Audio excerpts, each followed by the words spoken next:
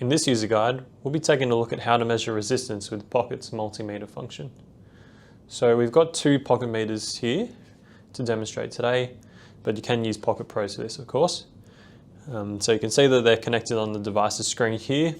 So now that that's all set, we'll go to measure and select multimeter.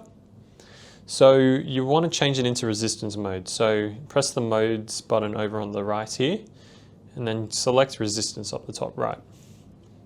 All right, so, and you can see we've got the two different channels down the bottom. So we've got the white meter on the left in channel 1 and the yellow on the right in channel 2. So grab your Pokit meter or Pokit Pro, unravel the leads. And for this one, we'll be using these wire grips just to get a good hold on the resistor. And we've got ourselves a 100K resistor here. So we'll just link that up as so. And there you go, you've got yourself a reading there. So Pokit meter here can measure to 5% plus or minus, so it's within reason here. I've also got a 150K resistor connected to that yellow one over there.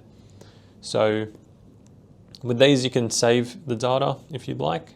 So you press the save button up the top left, and that'll save down to the history tab down the bottom here. So you can see it down the bottom here, just press the I button and then you can see your reading there. So you can export this as well. So you can scroll down, you can message it, you can email it, or you can just save it to your phone as so. So you just press save and replace. All right, and you can delete it as well, just pressing the bin button at the top, and that'll delete that. And that's how to measure resistance.